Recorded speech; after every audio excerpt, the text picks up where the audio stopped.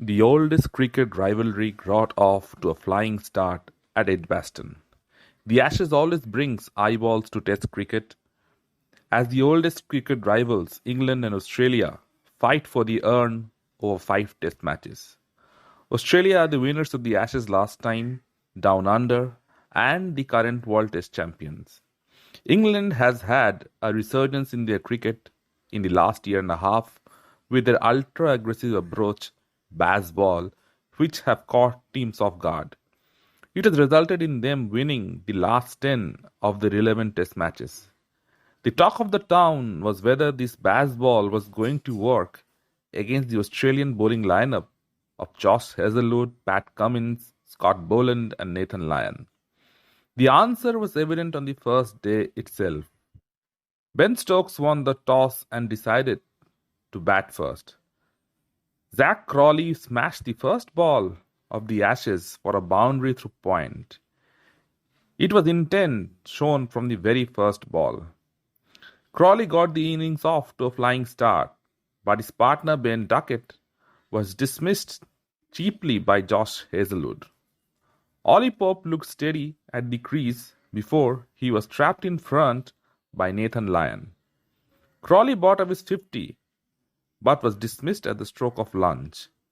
England were 126 for 3 at lunch, going at almost 5 runs per over against a great Australian attack. After lunch, it was all Joe Root. Of late, Root has been in fine form, but in the Ashes he was short of runs. However, that was about to change. He put on a 50-run stand with Harry Brook before Brook was out freakishly bowled after the ball ricocheted back onto his stumps. Ben Stokes was out cheaply and the Australians were punching back, having England down at 174 for 5. Johnny Bairstow walked into the middle after being out with injury for long. It was a crucial partnership and a game-changing one.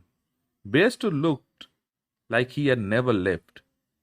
Along with Joe Root, both of them stitched together a partnership of over 100 runs for the 6th wicket in almost no time. Bairstow was particularly severe on Nathan Lyon and didn't allow him to settle. This is going to be a key battle in the Ashes, how the English batsmen tackle Nathan Lyon. And from the very first day itself, it became clear that they are going to go after him. Joe Root batted fluently. He didn't look under any sort of pressure. Some of the shots he played were outrageous. The reverse scoop of Scott Boland and Pat Cummins for 6 were the highlights of the day. Pat Cummins has had the better of Joe Root in the past, but Root seemed determined to negate his effectiveness. Bairstow was finally dismissed by Lyon, but he has made the impact that the Englishman wished for. Moeen Ali also came out in his aggressive fashion and hit a few lusty blows before he was stumped by Alex Carey of Nathan Lyon. Joe Root brought up his 30th Test century and his 4th Ashes 100. He didn't put a foot wrong in that innings, and he caught the Aussies off guard. England ended the day declared at 393 for 8 after 78 overs. It was an all-action day of cricket and England scored at almost 5 runs per over. The Australian openers survived a tense few overs and were left unscathed at the end of the day. It's up to the Aussies now to bat and put up a response. England have thrown the punch. Let's see how the Australians respond. The pitch has looked flat and good for batting.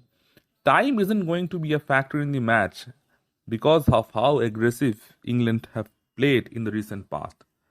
But the Australians need to slow down the momentum of the game and throw their own counter punches. For Australia to be in the match, Steve Smith and Manas Labuschagne need to score big runs. A blockbuster second day awaits.